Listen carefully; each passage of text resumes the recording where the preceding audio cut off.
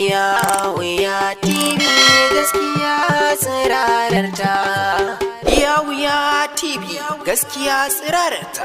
Ku danna mana subscribe, kana ku danna alamar ƙararrawa ta yanda za a dinga sanar da ku da zarar mun ɗora sabbin shirye-shiryen. Wuya TV. Innalilahi wa inna ilaihi raji'un. An yi garkuwa da sayyada Sadiya Haruna a jihar Kano. Domin jin yadda aka yi abin ya kawo kana, biyo mutum daga farkon bidiyon har ƙarshe.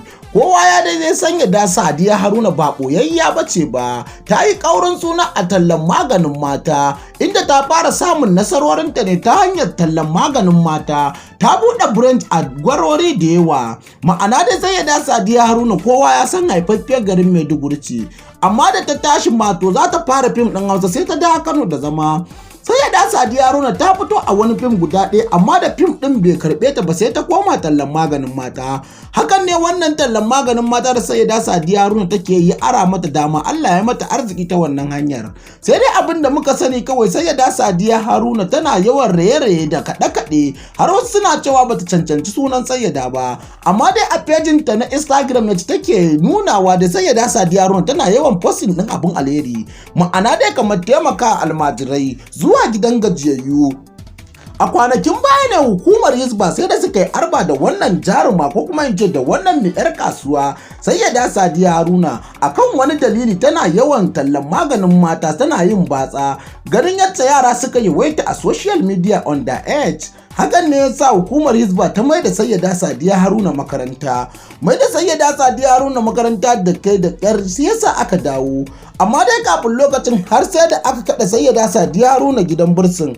Ta je gidan maza ta dawo a dalilin wani bawan Allah Isa da suka taba wata rigima da shi.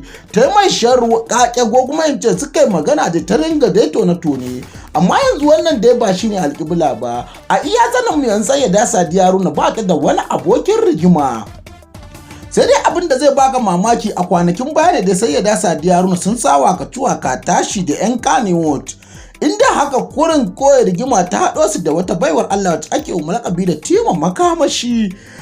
Asalin rigimar da ita sayyada Sadiya Haruna akan wata jaruma ce, ko kuma in ce akan wata shahararriya 'yan TikTok ce wacce ake lakabi da Sodili dai uwar gida ce, ko kuma in ce yarinya ce ga sayyada Sadiya Haruna, kuma yarinya ce ga Hafsat Idris wacce ake lakabi da Hafsa Barauniya.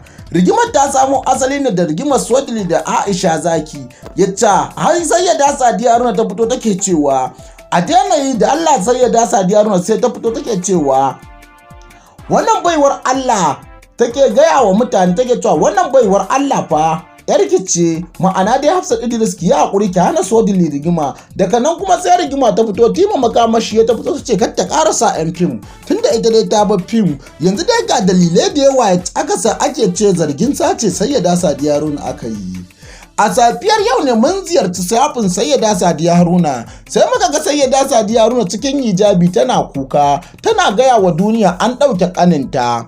Don Allah don Annabi a yi ƙoƙari a fito da shi, kuma ƙanin nata ya tabbatar mata da cewa hukumar 'yan sanda ce suka ɗauke shi.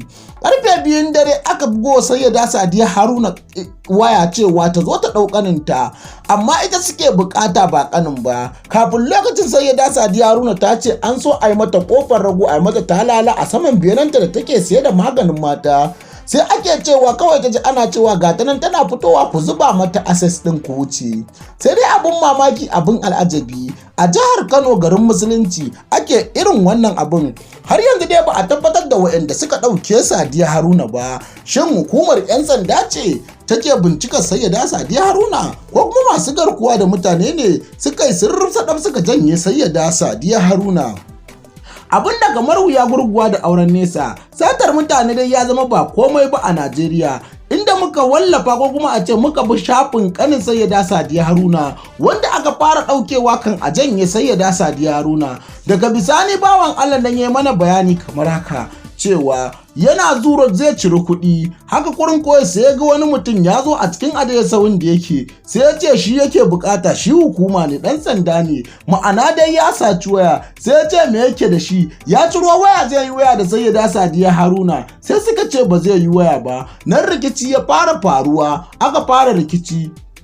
abinda kamar wasa suka ɗauke shi, ya ce sun kai shi station sun ajiye shi, amma shi dai hankalinsa bai kwanta ba. Wani abu ne da zai baka mamaki, an buga sayyada Sadiya Haruna waya cewa lalle in tana son kaninta to ta kai kanta. Sayyada Sadiya Haruna sun fita da shi da saurayinta, madadin su je sai sayyada Sadiya Haruna ta ce ya tsaya tunda shi kadai suke bukata. Zuwan sa ke da wuya aka sirrif zadab aka janye sayyada Sadiya Haruna. Kawo yanzu dai kanin sayyada Sadiya Haruna yayi bayani kamar haka cewa dan Allah dan Annabi a taimaka gwamnatin jihar Kano a fito mai da yassa, idan kuma ba haka ba suna zargin hukumar 'yan sanda ce ta janye shi, in kuma ba hukumar 'yan sanda ba ce su fito su bayani. In suka fito suka yi bayani sai su san masu garkuwa da mutane su suka janye sayyada Sadiya Haruna. Allah ya kiyaye mu, Allah ya tsare mu. Dan uwa idan wannan ne farkon zuwan ka, daure kai subscribing sannan ka danna alama ta kararrawa. Hakan ne zai ba mu ƙwarin gwiwar binkito muku sirrika da yake cikin masana'antar Kano cikin sauki. Mun gode.